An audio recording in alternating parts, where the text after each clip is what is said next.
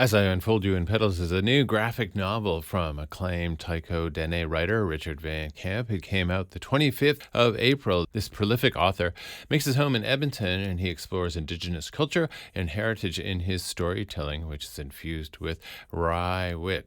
Once again, the team of Scott B. Henderson and Donovan Yaciuk work with Richard Van Camp to make the story spring off the page in a kaleidoscope of color. Now it is my absolute and astute pleasure to bring to the table Richard Van Camp himself.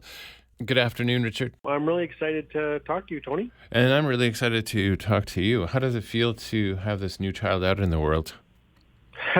This new child.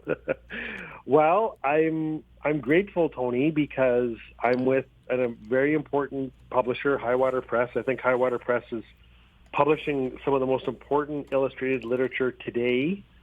Most of the titles that they publish are written by my friends. So for me to work with Scott Henderson as the artist on the series, I was just saying to you, Tony, we just received the first box of books, what they call the author comps, 2 nights ago, and we opened them up in our own home after supper, and I'm looking at a copy right now, and it's beautiful. I'm proud, I'm humbled, I'm honored, I'm inspired to keep going with the series, and I just can't wait to see what people think of it. It's like holding your newborn in your hands, isn't it? Every single time. You know, I've been lucky, 27 books in 27 years, and nothing will ever beat that pride of opening up a box of books and that you've written. Been lucky enough to work with great publishers, great editors, great artists that I really admire, like Scott Henderson, the artist, and Donovan Yaciuk, the colorist. And, you know, a great editor, 𝘼 𝙍𝙬𝙘𝙝, who just laid the boots to me for a year to get it right. And it's always worth it in the end. Because you've been doing this for 27 years, what keeps you inspired? What moves you to keep on telling these stories? Well, I'm a gossip, Tony. You know that. And so when I hear good gossip, I think, well, how can I just spruce it up a little bit, change the names, set it in my community, Fort Smith, Northwest Territories, my hometown, and how can I make it gorgeous and special and magnificent and end in a good way, end with dignity? These characters that are in the Spirit of Denendeh series, like Torchy, Flinch, Sven, Benny the Bank, Crow, they're all in my short story collections.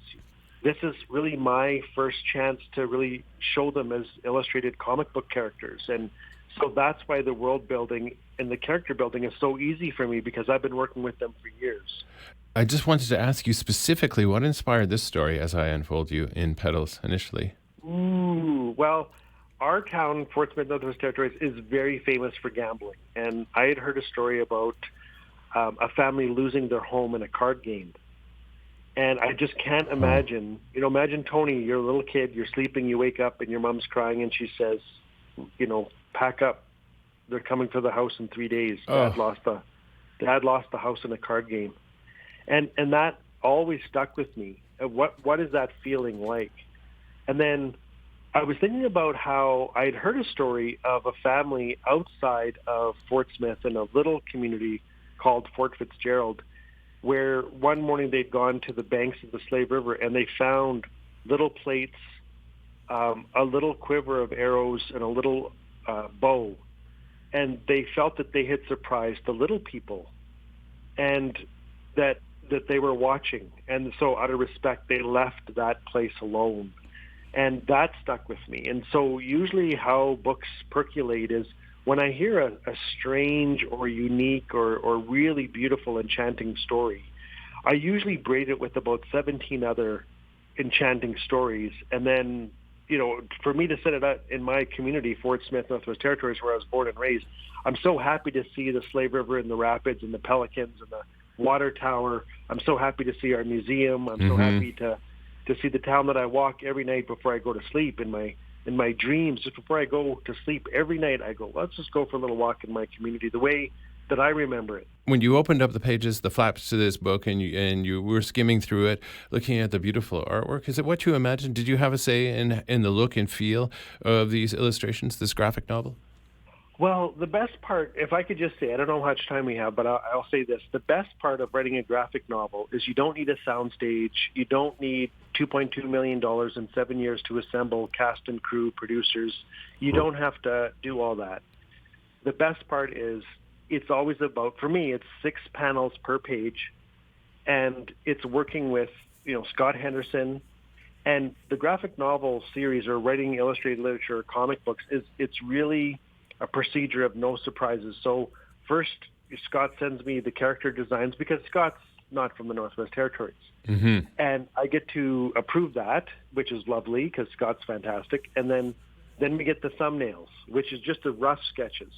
So from thumbnails, which we all approve, then we get to pencils. And then once we approve that, then we get to inks. And then we bring in Donovan Yaciuk, and then Donovan can color things very quickly. I've written books 3 and 4. I want this series to continue. And I'm really excited that you've enjoyed it. Appreciate your time. Thank you so much. Okay, well, I really appreciate it. So I can't wait for you to see book 3 and 4, and you'll start to figure a few things out in terms of why the characters are the way they are and how they're all part of something bigger than they realize. They're all part of this great reclaiming that we see, that I see certainly every day, from Indigenous, Métis, First Nations, the First People of Canada, because so much has been attempted on us, and every day is just a celebration of our strength, our resilience, our dignity, and I'm really proud to be a part of that. And an integral part of it, just through your work, which is wonderful, and the kind of work you do. Though sometimes they can have sad moments, they're very hopeful of what the future will bring, and that's what I love about them. The heartbeat, the kernel of the stories is hope. That's what we wanted for the series. Yeah, that's what we wanted, hope. Thank you, Richard Van Camp, for joining me this afternoon on Thoroughfare as I unfold you in petals. The Spirit of Dene, Volume 2, is now available. It came out officially on the 25th of April, thanks to Highwater Press. You can find out more by going to their website, or it's available through every bookstore you can imagine. And it's a great story, illustrated, comes to life, thanks to Scott B. Henderson and colorist Donovan Yaciuk. Well, Richard brought up the North. Let's go to the North momentarily for 𝚘𝙀𝙘𝙝𝙖𝙧𝙙, comprised of sisters Tiffany Ayalek and 𝘍𝙀𝙘𝙖𝙧𝙀, and they make contemporary music based on Inuit throat singing. Here is a cut entitled 𝚘𝙀𝙘𝙝𝙀 from CKUA.